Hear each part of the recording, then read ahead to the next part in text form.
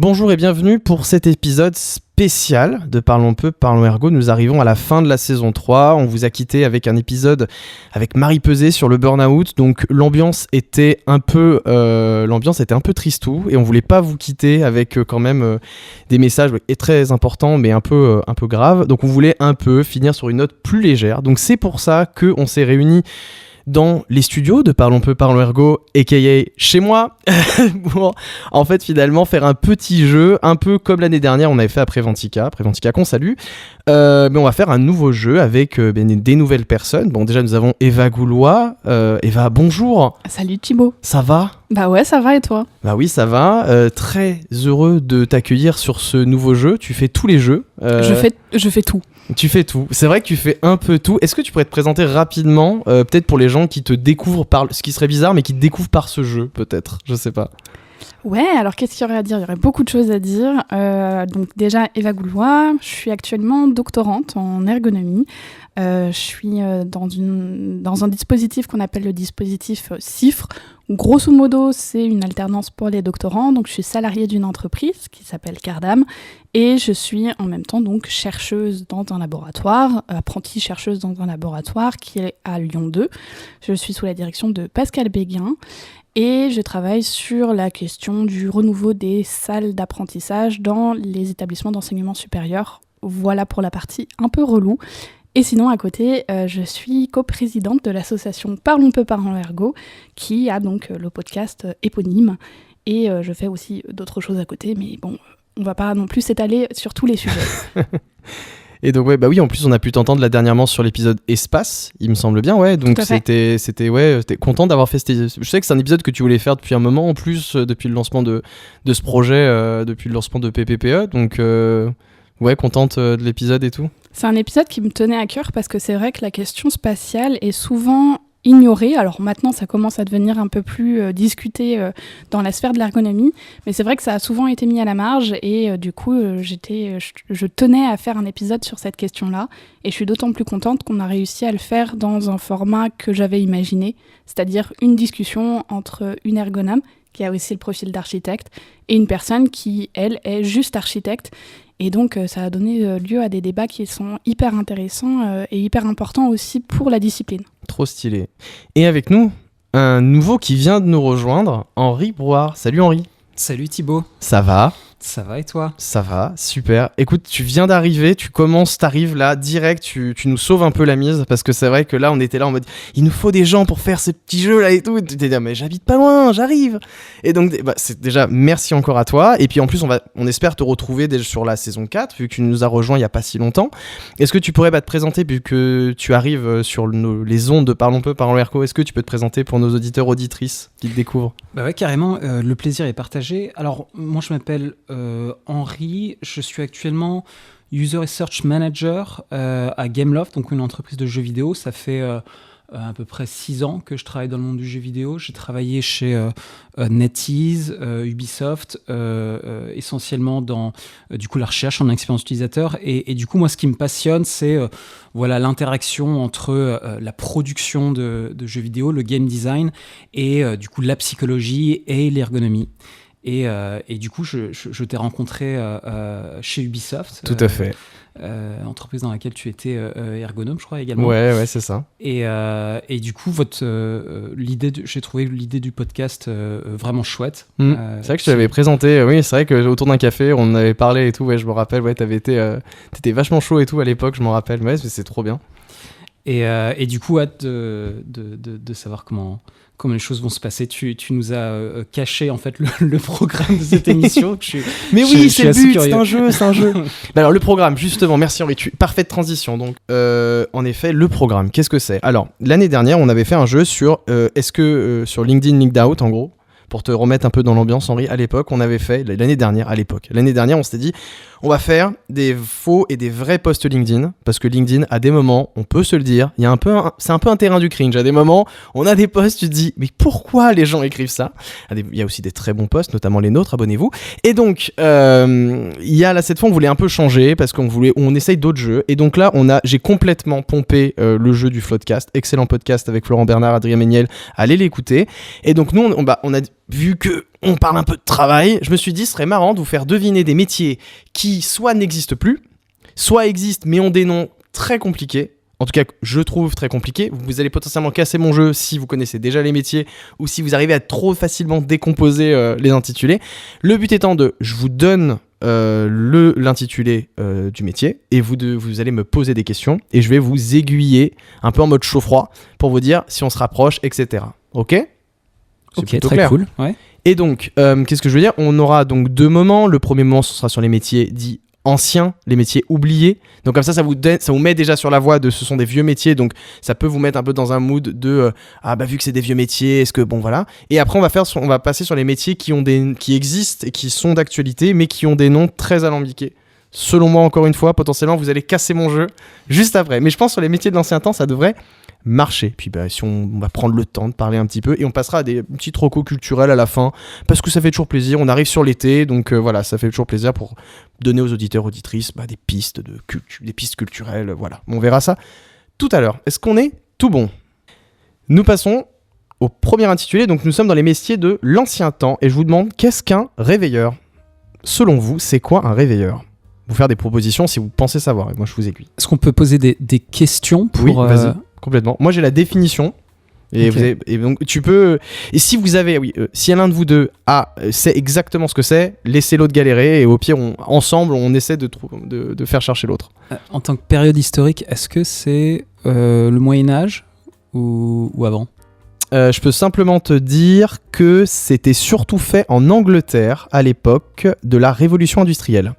Ça s'appelait. Non, je vais pas te dire le. Moi, j'ai une vraie théorie.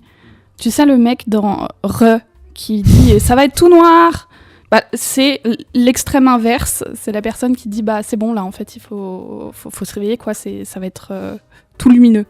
Non, j'ai une autre théorie en vrai. On est pas mal, sérieuse. tu sais qu'on est très proche parce que même dans le délire de ce film là, on se rapproche. Il faudrait juste aller un tout petit peu plus loin, mais moi, je pense qu'on y est. Est-ce qu'on vous donne des points ? Ouais, on va peut-être vous donner des points comme ça. Battez-vous un peu.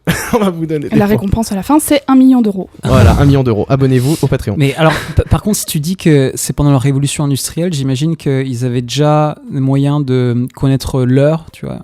Donc, peut-être, je sais pas, peut-être que c'est lié aux gens qui travaillent sur les chaînes de production et pour les pousser à être productifs, il y a un réveilleur qui vient les secouer ou... Non. Est-ce que c'est dans des classes sociales un peu élevées, genre Non. des riches ? Non, l'inverse. Et t'étais très proche quand tu as parlé du ROT, t'étais très très proche de ce que c'était. Mais vraiment, j'aurais pu même te donner le point. Mais parce qu'il y a un fun fact dans ce métier-là, et je trouve que t'étais pas loin de le donner, donc j'ai envie de te pousser par là. Donc t'es sur la très bonne voie. Du gars qui dit il va faire tout noir, mais dans l'autre sens. Et qui va réveiller les gens, du coup ou... Ouais, donc, ouais. Qui va réveiller les gens. Ouais. Alors, ok. Mais maintenant... Toc, bonjour. Alors voilà, c'est ça. Et maintenant, je vais vous donner le point là-dessus, c'est avec quoi il les réveillait. C'est ça que je veux. Une cloche. Non. Dommage. Un coq. Non. Fais ça comme ça. Non. Tu sais que c'est un podcast, si tu me dis c'est comme ça, les gens ne le voient pas. Imaginez quelqu'un qui porte une poule. Non. Enfin, un coq. En criant ? Oui. Donc c'était des gens, donc je vous dis, à l'époque, donc il y avait à l'époque pas de réveil, etc. Donc démocratisés en Angleterre à l'époque de la Révolution industrielle, les knockhoopers, donc les réveilleurs, donc avaient pour tâche de tirer du sommeil les travailleurs, donc justement, donc c'était plus en Angleterre, donc voilà les gens qui bossaient à la mine quoi. Et donc voilà, et donc c'était surtout, on les réveillait avec des cailloux, des cris, des bâtons et des sifflets, donc rien de fun, rien du tout. Donc voilà ce que c'était un réveilleur. Et j'allais vous poser la question un petit peu pour qu'on débatte un peu. Je sais pas, des fois je me prévois des petites questions là. Quelle comme est ça. votre sonnerie de réveil ? J'allais dire non. J'ai dit pour vous c'est quand le matin ? Est-ce que vous êtes efficace ? Non. La question c'est est-ce que vous êtes efficace le matin ?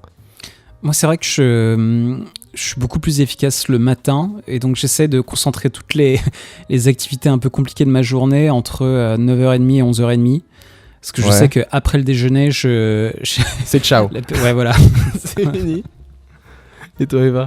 Alors, c'est marrant. Petit spoiler. Je vais sortir une vidéo justement à ce propos-là. Sur quand est-ce que je suis efficace. Et effectivement, moi, c'est le matin aussi. Quand j'étais en licence de psycho, pendant ma 2e année de licence de psycho, je bossais les week-ends. Et du coup, en fait, quand j'avais des jours de repos, je me levais le matin pour pouvoir travailler, parce que sinon, en fait, je savais que j'étais pas efficace, effectivement. À peu près 11h30, c'est là où je commence à avoir faim et où c'est même pas la peine. Waouh. Et tu vois, attends, mais t'as dit une vidéo en revanche, hein. On a tous entendu là. C'est Oui. World Premiere, c'est. Petit projet perso. Waouh, bah trop stylé. Bah en tout cas, bon bah ok, très bien. Moi j'avoue que moi aussi je suis team matin. Moi je suis grosse team matin de café et je tape dedans à fond parce que l'après-midi c'est assez fatidique quoi. C'est vrai, c'est vraiment le décrescendo. J'ai pas de remontée le soir. Au contraire, c'est que plus on avance et plus on va vers les abîmes de. Ça va être compliqué quoi. Mais ok, mais vous êtes très chaud là, franchement. Avec Ruth, franchement, t'es parti direct sur la bonne voie. J'étais en mode waouh. Tu sais que j'avais une autre théorie. C'était quoi l'autre théorie? C'était. Alors, je pense que là, c'est inspiré plutôt du Petit Prince, où il y a, tu sais, un mec sur sa planète qui allume et qui éteint un réverbère. Oui. Bah, ça aurait pu être les personnes qui éteignent les réverbères le matin, parce que bah, du coup, il n'y a plus besoin qu'ils soient allumés. Comme Dumbledore dans Harry Potter 1, qui. Ouais, avec le déliminateur. Tout était dans le bruitage. Alors, du coup, c'est quoi? C'est un demi-point chacun ou... Allez, on va dire. Ah, Il essaye de gratter mon point. Ouais, c'est ça. Bon, allez, je te l'accorde. Mon million d'euros. Allez, un demi-point chacun. C'est quoi un rémouleur, s'il vous plaît? C'est comme le céleri rémoulade. C'est un métier. Oui, c'est toujours des métiers. Ouais. On est toujours sur des métiers et métiers disparus. Donc des métiers d'avant notre ère, d'avant Internet. Voilà, je vous aide un peu. Rémouleur? Ouais, c'est quoi un rémouleur? Bah, c'est quelqu'un qui s'occupe des moules. Lesquels? Ah, à manger? Ouais. Bah non. Non, mais plus sérieusement, oui, j'imagine que c'est quelque chose qui est lié au fait de remplir des moules. Non, mais alors, moi, j'étais plus des moules de gâteaux.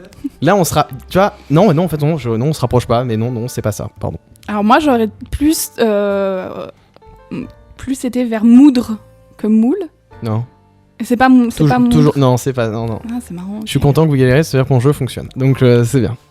Un rémouleur. Si vous galérez trop, je vais vous donner des indices, mais en tout cas, ouais, il faut vraiment se dire, pour vous mettre un peu sur la voie, aujourd'hui, ça n'a plus de sens de le faire, mais vraiment absolument plus de sens de le faire, parce que tout le monde peut le faire de chez soi. Mais t'es sur la bonne voie, Henri, de penser avec le moulage. Je pense que t'es sur la bonne grande voie. Moins grande que tout à l'heure, en mode t'es sur la bonne grande direction. Oh, j'ai aucune idée. Posez des questions, en vrai. Est-ce que c'est en lien avec, je sais pas, l'hygiène? Non. C'est un métier manuel? Oui. Ok. Est-ce que c'est en lien avec la nourriture? Très indirectement. C'est pas de l'agroalimentaire, genre tu vas pas faire des aliments, y a pas un truc lié dans l'aliment directement. C'est pas des moules de gâteau? Non. Dommage. Dommage, j'ai faim déjà. Non. En gros, c'est quelque chose que l'on déplaçait avec une charrette. Pour dire à quel point c'était lourd. C'est un truc lourd en tout cas. Le métier consistait à déplacer un truc lourd et c'est sur ce truc lourd qu'on faisait un truc. Donc le métier consistait à faire un truc avec ce truc lourd que tu pouvais déplacer. T'es pas loin avec moulage, dans l'idée dans rémouler, tu sais, t'as ce truc de remoulage. Donc t'as ce truc de changer la forme de... Là, déjà, voilà. Alors, qu'est-ce qu'on change quoi. On change quoi comme forme? Qu'est-ce qui pourrait changer la forme? Et on est dans des trucs de... C'est un métier, donc il y a un gars qui doit changer la forme de trucs. Et c'est son métier, c'est des métiers d'avant, donc métier manuel, tu disais, Eva? C'est bon. C'est plutôt dans la construction? Construction, non. C'est plus dans l'alimentaire, justement. Genre boucher, boulanger. Boucher et boulanger, ça fonctionne. En gros, les bouchers et les boulangers en avaient besoin. On se rapproche. Ils avaient besoin d'un rémouleur à l'époque. Pas tous, mais beaucoup en avaient besoin parce qu'ils pouvaient pas se payer le service chez eux. Donc c'était quelqu'un qui devait venir le faire pour eux. C'est un truc en lien avec le nettoyage? Ah mais non, t'es sûr que ça n'a pas de lien avec l'hygiène? Non. Non, ok. Ah oui. Non. Mais on est sur, voilà, faut dire boulanger, boucher, les gars qui travaillent les légumes notamment. Tous ces métiers-là, ils en avaient besoin quand ils l'avaient pas chez eux, quand ils n'avaient pas le moyen de le faire chez eux. Et c'est remettre en forme quelque chose. Les couteaux? Oui. Oh, on s'approche fort là. Donc remettre en forme un couteau, donc j'imagine que tu parles. Oui, je sais plus comment ça s'appelle, le truc pour aiguiser le couteau. C'est ça, en effet. Ce sont des gens qui affûtaient les ustensiles et notamment les couteaux directement chez les marchands. Et donc ça s'appelait des rémouleurs. Et en fait, ils avaient des meules des meules pour retravailler l'acier. Et en fait, c'était sur des charrettes et les gars se déplaçaient de commerce en commerce. Et donc, c'était surtout chez les jardiniers, enfin, c'était surtout sur les métiers manuels et de la terre. Mais on retrouve aussi chez les bouchers, notamment. Il est donc victime du progrès, et ben, c'est mort. Il reste 5 rémouleurs à Paris en 2017. Je ne sais pas s'ils nous écoutent, mais il en reste très très vieux. On les embrasse. mais alors, du coup, à quoi servent les chariots? Enfin, à les transporter charrettes. la meule. D'accord, ok. Parce Donc, qu'aujourd'hui, c'est un petit truc. Oui, voilà, Ouais, aujourd'hui, on a les pierres à aiguiser. Instant rigolo, qu'est-ce qu'une marchande de plaisir? Et allez-y, faites-la et je vous dirai que non. Mais voilà. Ce n'est pas une travailleuse du sexe. Non, ce n'est pas une travailleuse du sexe. C'est une travailleuse du divertissement? Non. Une marchande de plaisir. Ça fait quoi une marchande de plaisir au 19e siècle? C'est des bonbons. Bravo. Ah oui. La marchande de plaisir au 19e siècle, on pouvait entendre crier « Voilà le plaisir, mesdames, voilà le plaisir ». Et donc voilà, c'était des douceurs, des gâteaux croquants. C'était des livraisons de gâteaux croquants. Pourquoi pour les dames? Je sais pas, faudra leur demander. Mais c'était des marchandes de plaisir, donc voilà. Et donc c'était des gâteaux croquants, minces comme du papier, en forme d'entonnoir, coupés en deux dans la hauteur. Allez chercher ça sur Google, marchande de plaisir, vous tomberez directement sur ce gâteau, j'en suis sûr. C'est obligé. Voilà. Nouveau métier, c'est le dernier métier oublié de l'ancien temps. Mais il y en a d'autres qui arrivent, ne vous inquiétez pas. Le dernier métier, qu'est-ce qu'un ange gardien? Ça, on sait très bien. Il a C'est des quoi? ailes. Voilà, c'est dans ça. Charmed, Léo. Waouh, les rêves sont précises. Un ange gardien, qu'est-ce que ça peut bien être? C'est un métier en soi, c'est un métier qui existe encore aujourd'hui, mais qui a complètement changé de nom. Mais vous pouvez le trouver. En fait, ce métier existe encore plutôt, mais il n'a plus du tout la même identité. Agent de sécurité? Non. Mais t'as l'idée de. C'est un truc qui est un ange gardien de quelqu'un et un gardien un garde. Un garde du corps, non? Non. C'est plus subtil que ça. Policier? Non. Militaire? Non. C'est bien plus dans la vie. C'est plus courant dans la vie de la nuit en plus. Tout à fait. C'est pour ça que videur. Un videur? Bah, ce que je veux dire, c'est proche, mais c'est pas ça du. Enfin, c'est proche. C'est dans le même écosystème du monde de la nuit. Est-ce que c'est quelqu'un qui accompagne une autre personne? Ouais, oui, vas-y. Enfin, s'occuper de lui s'il a trop bu, s'il est alcoolisé. Qu'est-ce qu'on fait? Et souvent, qu'est-ce qui se passe quand la personne a trop bu et qu'il faut? Donc il faut le transporter, quoi. Ouais. Jusqu'à chez lui. Voilà. Et donc tu fais ça comment aujourd'hui? Avec un chauffeur? Ouais, voilà. Et ben c'est ça. En gros, c'était les anges gardiens à l'époque. C'était les personnes qui ramenaient les personnes ivres. En fait, et pour qu'elles rentrent en sécurité, en fait, tu avais besoin d'un ange gardien. Donc c'est quelqu'un qui te ramenait chez toi, parce que toi, t'étais trop ivre. Et donc on embauchait des anges gardiens. Eh ben, on devrait en avoir à nouveau dans nos villes. Dans nos villes et nos campagnes et sur les réseaux sociaux. Vous avez la ref. Bien joué, Henri. Bien joué. Ah, et j'ai retrouvé le nom du coup, les personnes qui s'occupent de faire fuir les oiseaux. C'est un effaroucheur. Et c'est un vrai métier. Attends, j'ai peur que tu... Attends, T'as tout gâché. Non, Mince. non, c'est bon, tout va bien. Ok. Mais tu sais que je l'avais vu. Et je l'avais vu quand j'ai préparé le jeu et c'est bon, ça n'a pas tout pété. Mais vous êtes fort quand même, hein. Vous arrivez à trouver assez vite. Hein. C'est le travail d'équipe. C'est beau, oui, c'est beau. Parce que moi, l'ange gardien, j'avoue que l'ange gardien, ça m'a un peu... J'étais en mode, mais non, c'est pas possible. Mais ah oui, j'allais vous poser la question, pour vous, l'importance de la mobilité la nuit, parce que tu disais justement, ce serait bien qu'on en ait, etc. Pour vous, est-ce que vous avez déjà rencontré, justement, vous avez déjà travaillé avec ces gens-là, vous les avez déjà rencontrés, vous parlez avec les gens dans le Uber, vous parlez avec les chauffeurs, etc. Ça vous intéresse ce monde-là de la mobilité de la nuit ou pas trop? Je sais pas. Moi, j'aime bien le principe du déplacement à vélo. Ah ouais, mais le tandem alors à ce moment-là, est-ce qu'on peut faire des courses partagées en vélo? Bah on devrait, il y a une idée. Il y a un concept. Ouais. Mais moi j'avoue que tu vois, dès que je prends on a fait un épisode sur le micro-travail, allez l'écouter, saison 2, excellent épisode. Et non mais moi j'avoue que quand j'en prends rarement, mais quand je prends des Uber, moi c'est vraiment le moment où je discute, tu sais, j'ai besoin de discuter avec le ou la chauffeur. Ça se dit, la personne qui conduit, quoi, en tout cas. Et non, je trouve que c'est important parce que vu que leur métier c'est de faire ça, tu vois, je me dis, vu qu'ils font la course, tu participes à leur activité à ce moment-là.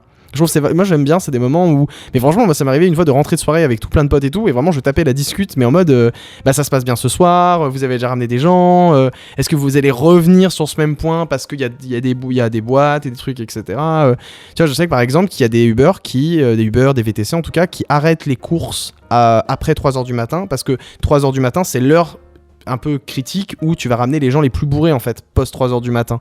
Donc c'est pour ça que les gens disaient souvent pour faire un Uber tranquille, tu vois, c'était souvent 20h, ça c'est le 20h jusqu'à 2h et quelques du matin, 2h, 2h30, pour avoir en fait la tranche de personnes qui en tout cas est le moins alcoolisée possible, moins de problèmes possible. Et donc tu vois, il y en a qui me disaient, moi je me rappelle des chauffeurs qui me disaient il faut avoir du courage pour aller jusqu'à 3h du matin et tout. Alors je pense pas que c'est une question de courage, mais en tout cas donc ouais voilà, moi j'avoue que je suis obligé à chaque fois de parler avec eux parce que moi je trouve ça hyper intéressant. En plus t'es là avec eux, donc je sais pas. Donc il y a que moi visiblement. Donc entre nous trois.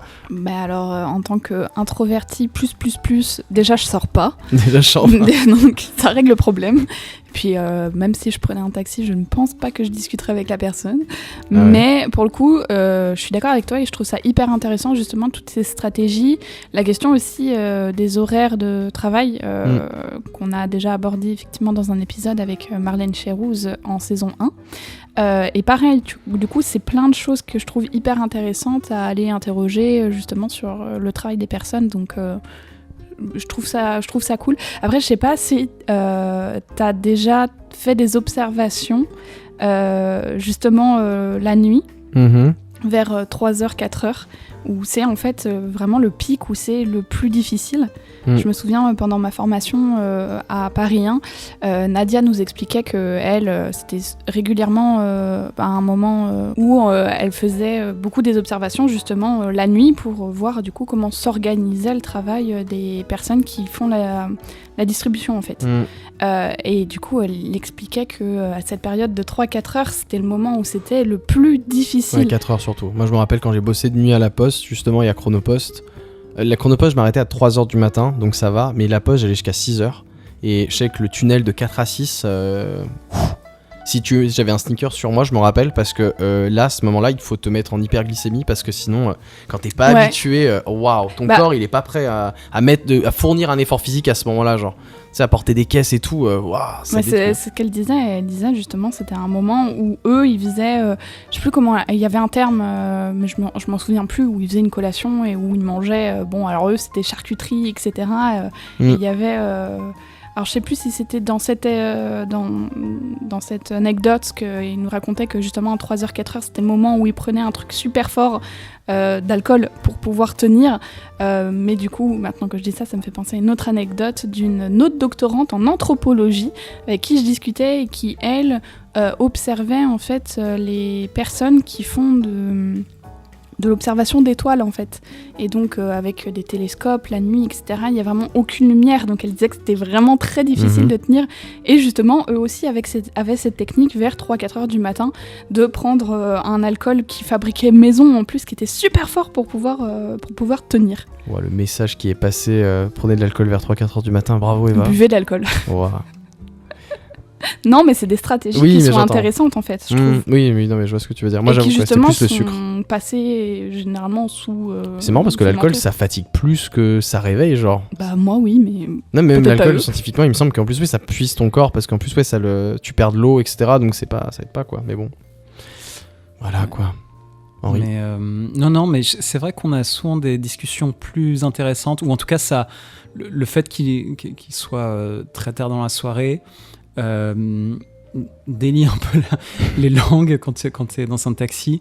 Je me rappelle en Chine avoir eu une discussion avec un vieux chauffeur de taxi qui m'a parlé du général de Gaulle quand j'étais à Shanghai. J'étais très surpris qu'ils connaissent bah oui, c'est assez fou. Le nom d'un président français et qui m'a parlé de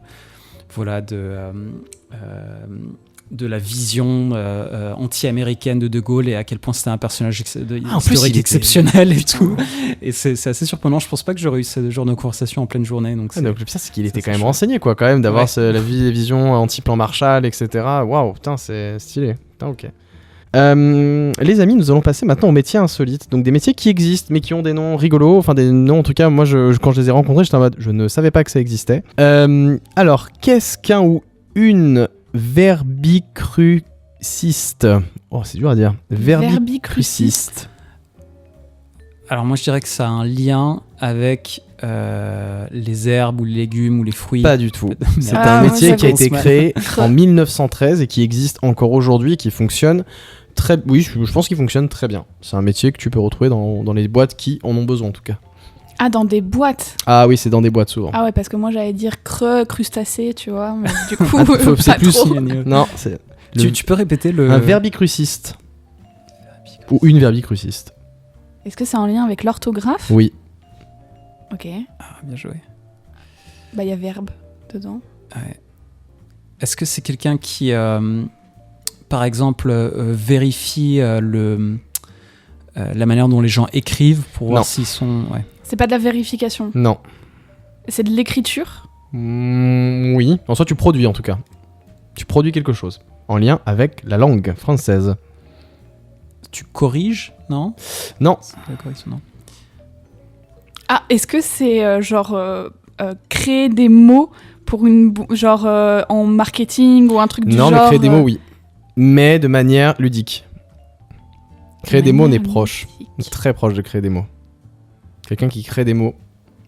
Qui fait des slogans? Qui crée des slogans Non. peut-être ou des... Ouais, Pas je des pensais slogans. dans le marketing. Ouais. Genre, Non.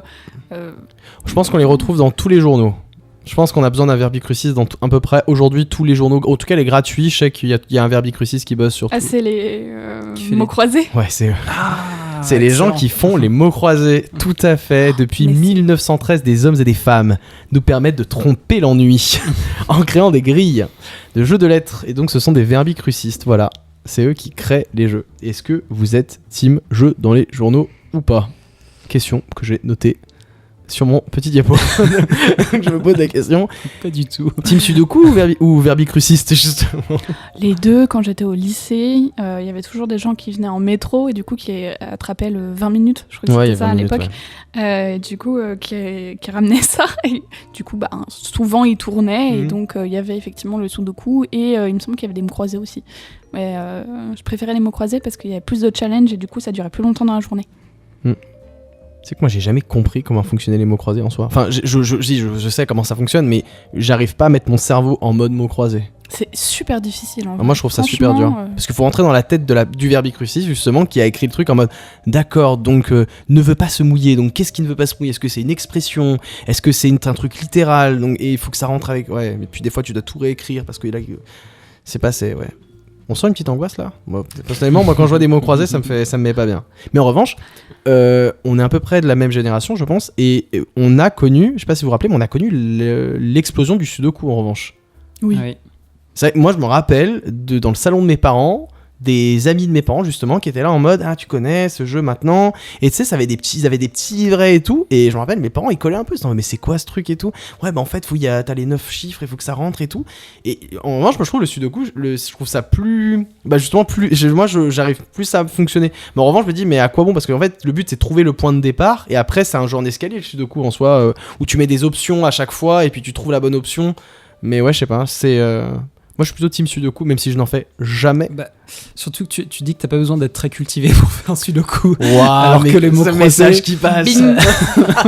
Non, mais c'est la raison pour laquelle j'en faisais quand j'étais en colonie de vacances, ou enfin quand j'étais pendant mes grandes vacances. Mais c'est vrai que les mots croisés, je me retrouvais souvent à cohabiter avec des gens qui étaient beaucoup plus cultivés que moi et qui Ouais. passaient derrière moi et qui trouvaient en 5 secondes en fait le mot sur lequel je galérais depuis des heures. Très chiant. Et du coup, voilà, j'ai un traumatisme par rapport à Est-ce ça. que tu veux balancer un nom comme ça à l'antenne? Est-ce que tu Ma veux mère, régler voilà. Voilà, ma mère, j'ai réglé des comptes avec elle finalement. Ma tante est super forte en mots croisés. Et elle, dans son salon, il y a toujours le petit Ouais. truc de mots croisés. Ouais, Mais le ma livret, grand-mère là. aussi. Hein. Niveau fort. 7. Genre, tu sais, les livrets bleus, là, il y a un petit truc, là. Il y a un petit, t'as un petit catalogue de mots, là, et t'as les niveaux. Et je sais que mes parents aussi, ils se challenge, mais je suis en mode, mais pourquoi vous faites ça? Et du coup, ma grand-mère est aussi super forte au Scrabble. Oui, Ah mais oui. je pense que les deux sont Ouais, liés. ma Je grand-mère pense aussi. que c'est la même team. Mais le Scrabble, que je trouve, en revanche, excellent jeu. Le Scrabble, je trouve, c'est vraiment un jeu de ouf. Et là, ça te ramène vraiment en mode, tu n'as pas assez de mots de vocabulaire, donc tu vas perdre, en fait. Il y a vraiment ce jeu c'est la guerre du vocabulaire, tu vois, genre en mode, bon. Non, mais en tout cas, ouais. Bon, bah voilà, donc tu vois, j'ai déjà oublié, les verbicrucistes. Ok. Mais qu'est-ce que un ithéiste? Un ithéiste? Donc c'est un lien. Est-ce que c'est en lien avec la religion du coup? Non, pas du tout. Ce n'est pas un athéiste. Ce n'est pas un athéiste, mais un ithéiste, et surtout ça n'a rien à voir. Ithéiste. Un ithéiste, c'est très en vogue en ce moment. Au vu de l'actualité, ça fonctionne bien mieux aujourd'hui qu'il y a 30 ans. Est-ce que c'est lié avec le thé? Non, pas du tout. Ouais.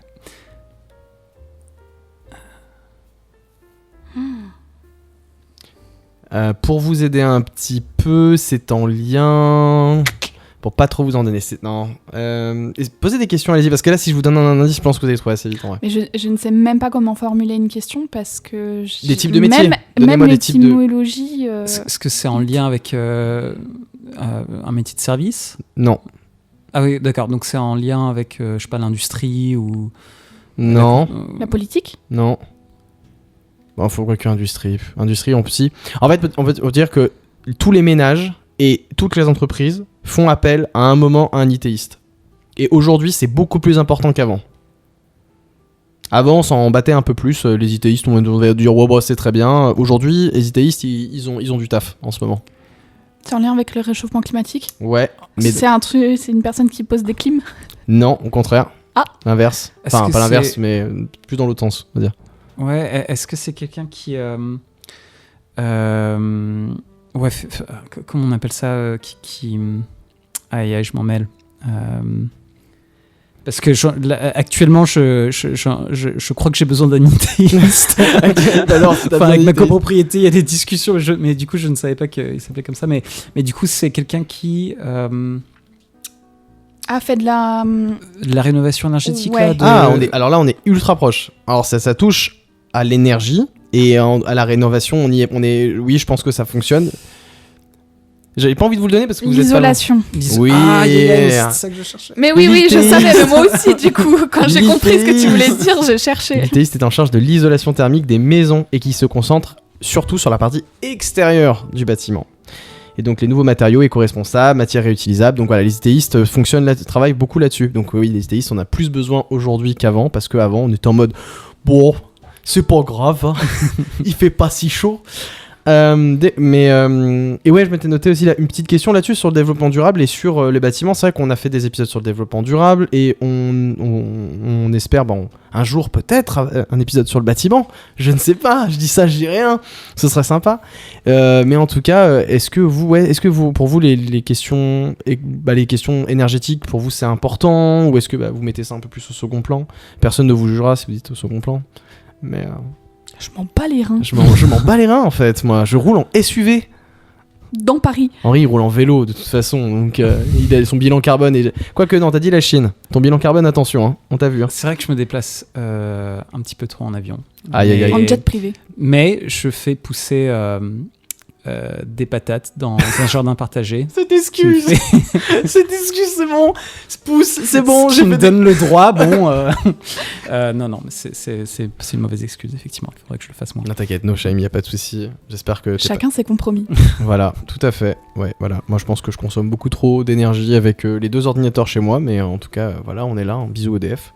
Mais ouais. Mais c'est vrai que c'est un métier. Moi, je trouve qui est méga important aujourd'hui. Et puis ouais, la question, il y a toute la question de la rénovation thermique. Vous en parliez vite fait tout à l'heure, mais ça c'est des métiers, je trouve, de faire par-dessus quelque chose. Ça doit être hyper intéressant de voir comment bosser, de voir un peu quand il y a quelqu'un qui a déjà fait un bâti et toi tu viens pas derrière tout ça en mode moi je dois refaire une isolation, donc je dois faire avec les contraintes du bâtiment.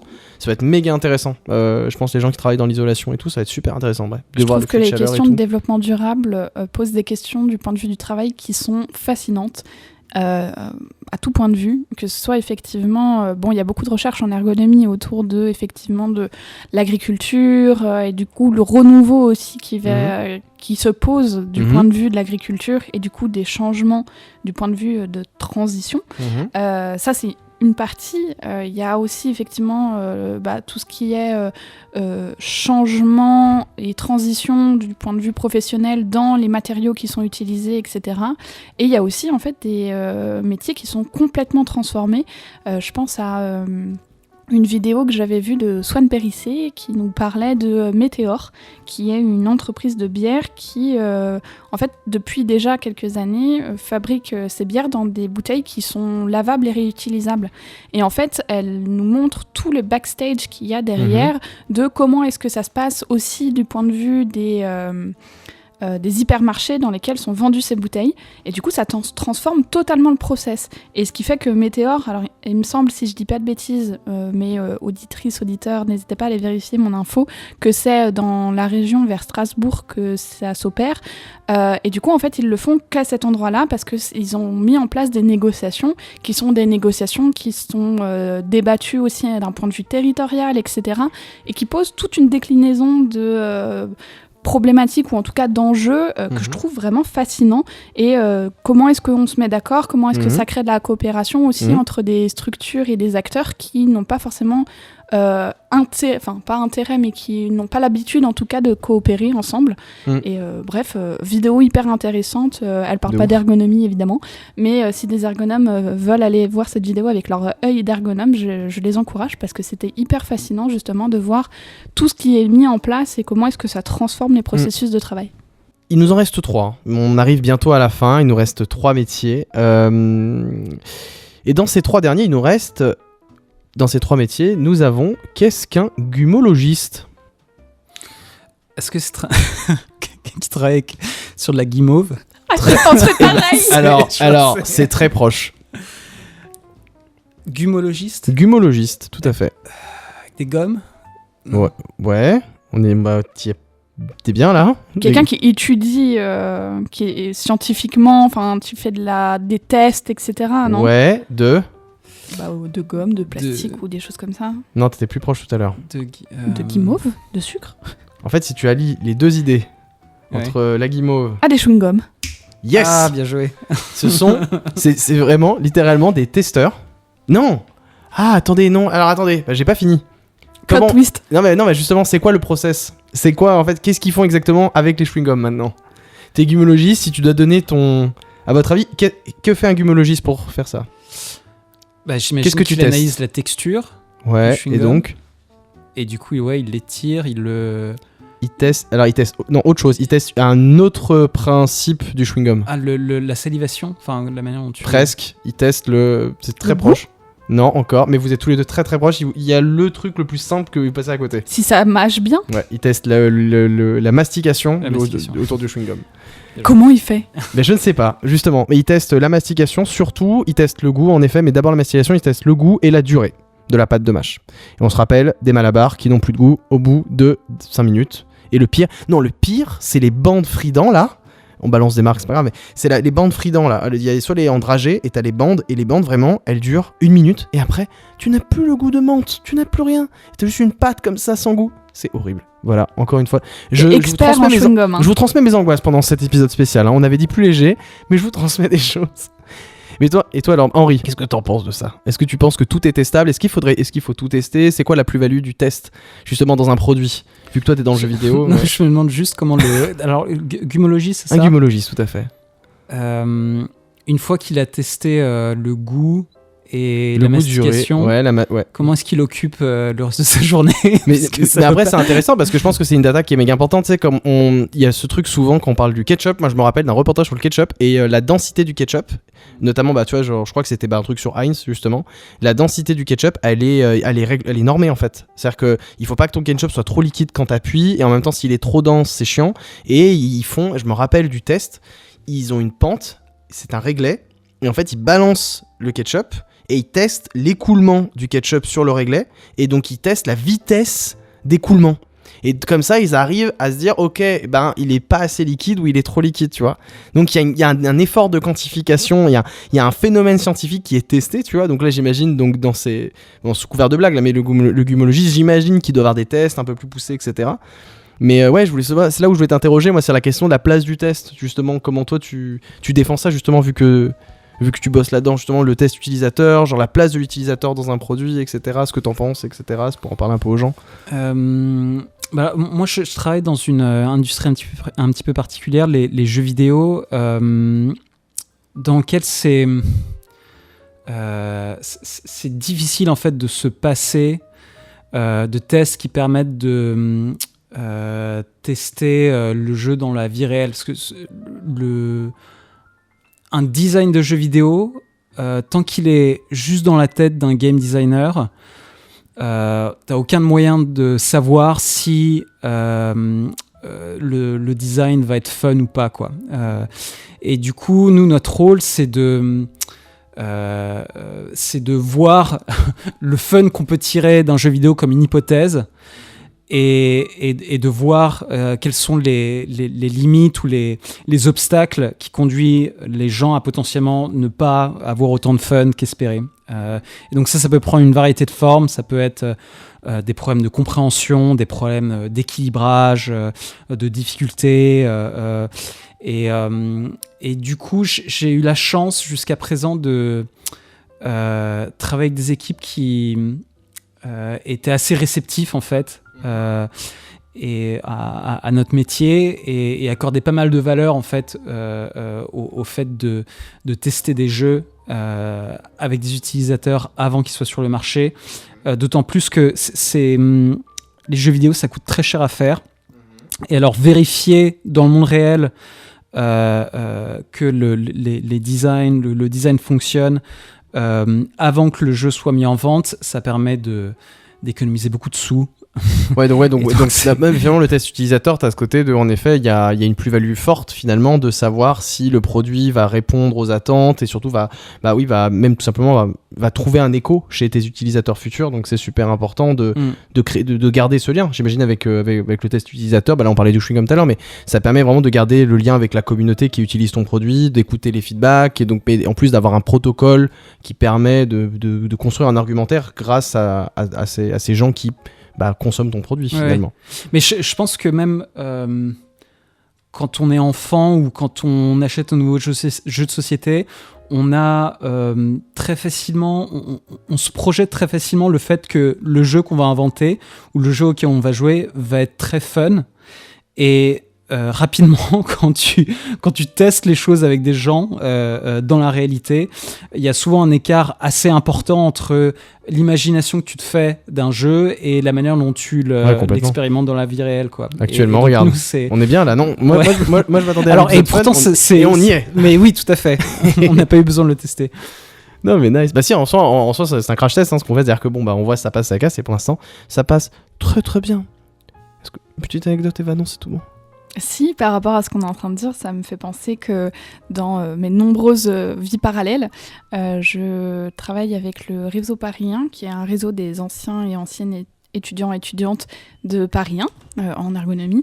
Et depuis quelques temps maintenant, on accompagne l'organisation de la journée rencontre, qui a vocation en fait à donner à voir ce que c'est l'ergonomie et ce que c'est que l'ergonomie dans le diplôme de Paris 1. Et donc on a créé récemment un jeu qu'on a appelé le Cluergo. Donc la première version, c'était une enquête, un espèce d'escape game, Cluedo, etc. Et la deuxième version qu'on a fait là récemment, c'était un jeu de rôle.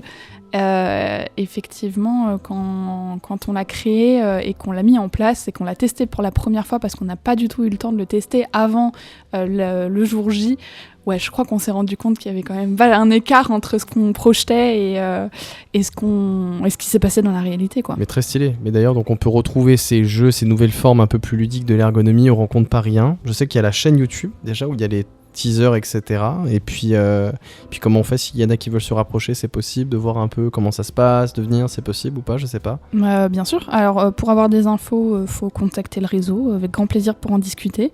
On prépare une vidéo où on va donner un peu plus de détails sur l'édition justement du jeu de rôle. Mais sinon, sur l'enquête qu'on a déjà fait, il y a déjà effectivement une vidéo sur la chaîne YouTube. Ouais. Et sinon, après, pour participer à ces jeux-là, c'est chaque année aux Journées Rencontres de Paris 1. Donc, il faut s'abonner sur LinkedIn au réseau pour savoir quand c'est que ça se déroule. Mais c'est aux alentours, généralement, de février chaque année. Stylé, trop bien. Mais c'est intéressant. Je trouve que en ce qui me concerne, il y a quelque chose d'assez intéressant avec le jeu vidéo, qui est que on a tous joué à des jeux vidéo, enfin on est beaucoup à avoir joué à des jeux vidéo ou même des jeux de société, et du coup on a tous une certaine idée de ce qui fait qu'un jeu est fun ou pas fun. Et du coup, c'est très facile en fait d'émettre une opinion sur qu'est-ce que c'est qu'un bon jeu ou comment est-ce qu'un jeu marche. Or, la réalité est beaucoup plus compliquée que ça. Faire un jeu vidéo, c'est extrêmement complexe. Oui. Enfin, un jeu vidéo qui marche et qui engage les gens sur le long terme.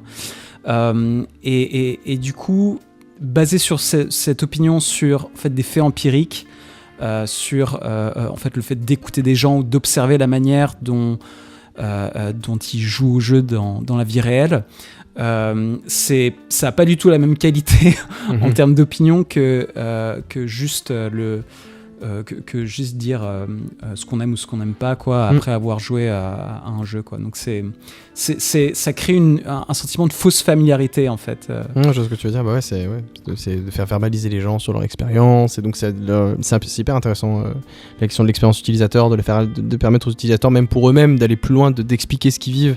Donc même pour eux-mêmes, c'est hyper intéressant parce qu'ils enrichissent leurs propres expériences, je trouve, à terme, parce que c'est vu que t'arrives à plus parler de ton expérience sur une application, sur un jeu, même sur un jeu de société, t'arrives à traduire ce qui se passe bien, ce qui se passe moins bien, et même pour toi, pour plus tard, quand tu rencontres d'autres jeux de société, voilà, t'arrives à mieux comprendre pourquoi ça te frustre, par exemple. C'est trop bien. Moi, je trouve dans l'expérience utilisateur, il y a vraiment un va-et-vient entre la personne qui est testeur et la personne qui est testée, et finalement, il y a une coopération qui se crée, et c'est super beau et super intéressant.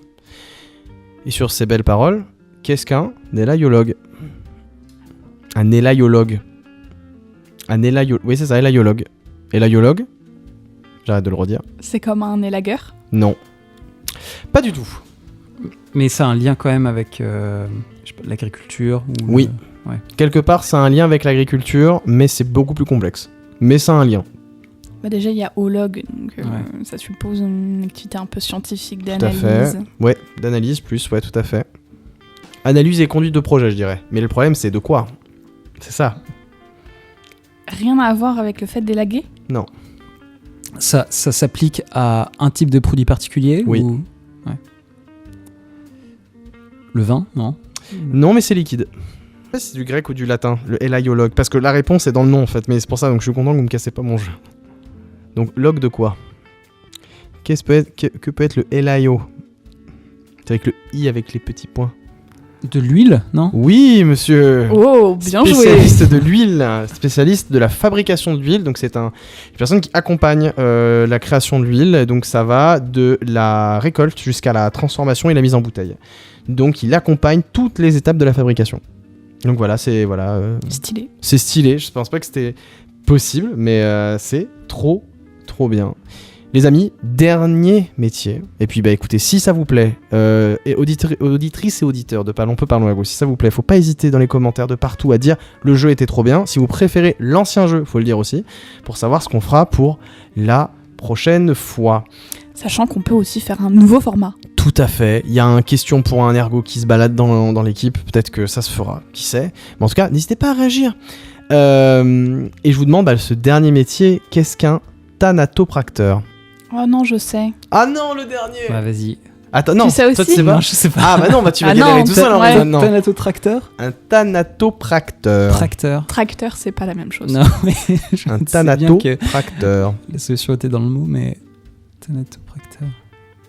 Bah, est-ce que donc non, mais si j'essaye, je vais dire des conneries. Bah, Vas-y, vas-y. déjà pareil, encore une fois, si tu décomposes bien le mot, je pense que tu peux déjà trouver le thème assez facilement. Thanatopracteur, en 2 mots. Enfin, t'as les deux éléments en fait, thanatopracteur. Tracteur, j'imagine que c'est un lien avec le déplacement. Non, On a dit c'est pas tracteur. C'est pas Je sais, tracteur. mais Tracteur plus dans le sens de pratiquer. Ah, ok. Mais il pratique. Quoi on va couper ce que je viens de dire. Non, ça va, tout va bien, c'est rigolo. Non, c'est marrant. C'est marrant, il y a rien de Thanato. problématique. Je sais pas ce que Thanato veut dire. Moi, contrairement Teinture. à toi, Thibaut, je trouve que c'est très compliqué et je trouve que le mot ne dit pas ce que Ah c'est. ouais hein. Ah ouais, en fait, c'est dans le Thanato. Le Thanato, comment on peut t'aider ? Tout le monde y passe. C'est en lien avec la mort. Oui, Ouais. c'est en lien avec la mort. J'ai choisi vraiment le métier le plus badant pour la fin. Ouais, c'est en lien avec la mort. Mais quelqu'un qui travaille avec la donc mort. est-ce que c'est... Ah, ok. Donc c'est pas quelqu'un qui déplace les Non. morts. Ouais. Est-ce que c'est quelqu'un qui fabrique des... Non. Enfin, fabrique. Ah, enfin, va jusqu'au bout, pardon. Fabrique quoi? Alors, donc pas des cercueils, j'imagine. Non. Mais qui s'occupe des tombes. Avant. Ah, est-ce que c'est quelqu'un qui s'occupe du corps des morts? Tout à fait. C'est la personne qui prépare la mise en bière. Déjà, j'avais oublié le terme de mise en bière. Mais oui, qui prépare la mise en bière. Et donc, c'est souvent dans les chambres funéraires. Et donc, voilà, c'est les gens qui préparent les morts. Et bien, écoutez, on arrive au terme de ce jeu. En tout cas, je n'ai pas compté les points. Je ne sais pas qui est l'heureux ou l'heureuse gagnant, je ne sais pas. Mais en tout cas, on verra peut-être au montage. Mais sinon... Je crois qu'on a bien travaillé en équipe, en fait. Ouais, c'est vrai que vous avez été très Mais chaud. je pense que tu as été un petit peu meilleur quand même. Oh, Donc, trop bien. Parce que, en vrai, tu sais que je trouvais à chaque fois parce que tu posais les bonnes questions. C'est beau. En tout cas, j'espère que ce jeu vous a plu. On a peut-être un tout petit peu le temps, mais histoire de faire rapidement, je vous ai même pas prévenu avant, et histoire de copier le Floodcast jusqu'au bout, je voulais voir avec vous, est-ce que vous avez peut-être des recommandations culturelles pour nos auditeurs et auditrices pour cet été, parce que cet épisode sort au début de l'été, donc on vous souhaite déjà un très bel été. Nous, les personnes sur Paris, on va crever avec les JO, mais sinon, pour s'il y a des gens qui vont pas avoir les JO, qu'est-ce qu'on fait? Est-ce qu'Henri, t'as une idée? Alors moi récemment j'ai découvert les études de Kahneman.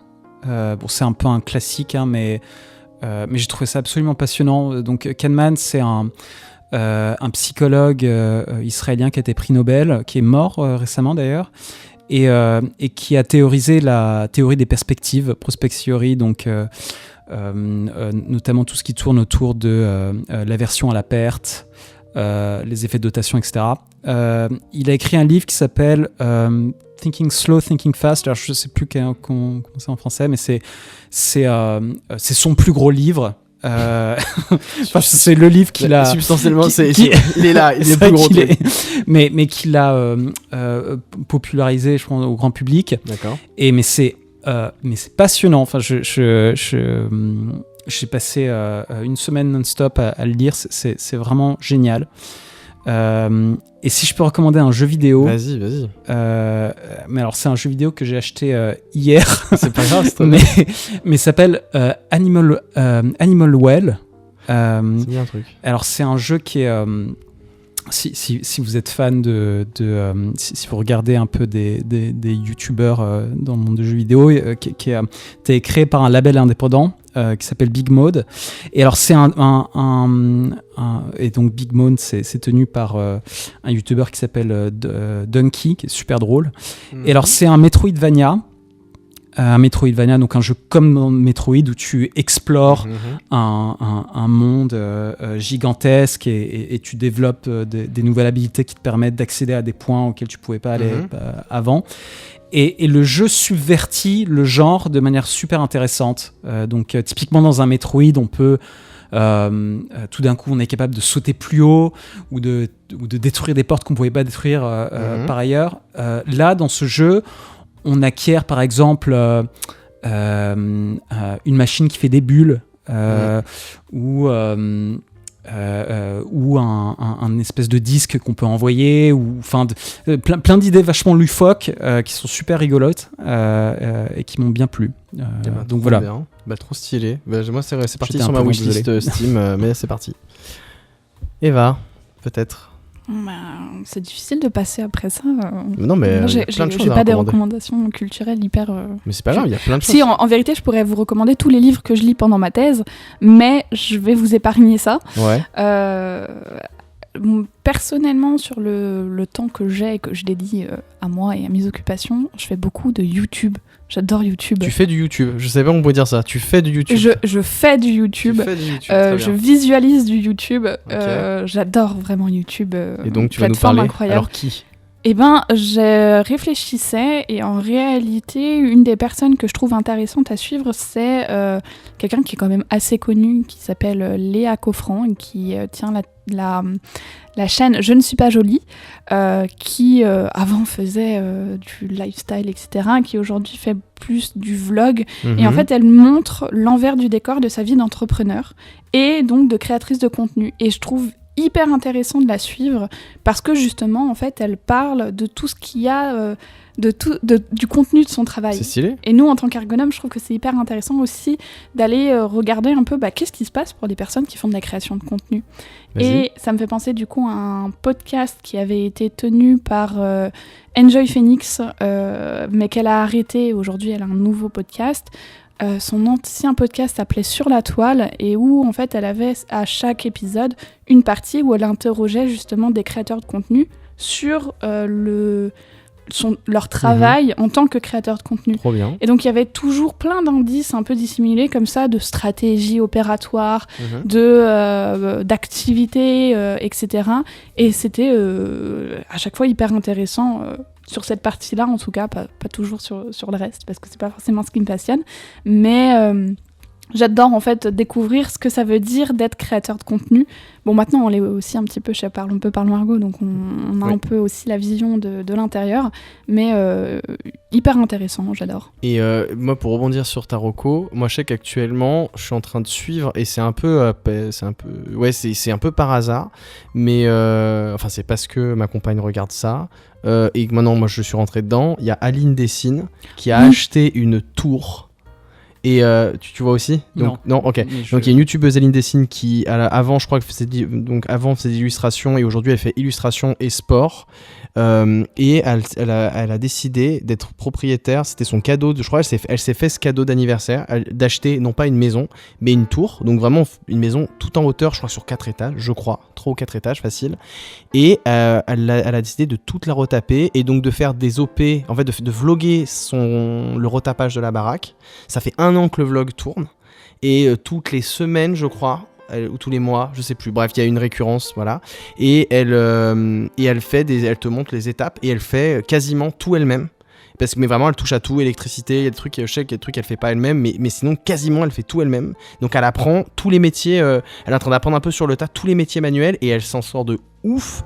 Moi je sais que j'aurais pas eu sa patience, mais donc voilà, ça m'a fait penser à ça aussi, de voir tu vois, des gens qui se réapproprient des métiers hyper manuels en mode comment on pose les différents types de béton, les différents types de placo, les différents types d'isolants, les différentes peintures, celles qui a du solvant, d'autres pas, machin, et c'est hyper intéressant. Donc vraiment moi j'étais choqué. Avant ça, Aline Dessine a fait plusieurs vidéos autour d'espèces d'analyses autour d'autres créateurs de contenu et on va dire de buzz, généralement plutôt bad buzz qu'il y a eu autour de ces personnes-là, et la méthodologie qu'elle utilise pour pouvoir justement faire ses critiques et ses analyses est hyper intéressante aussi.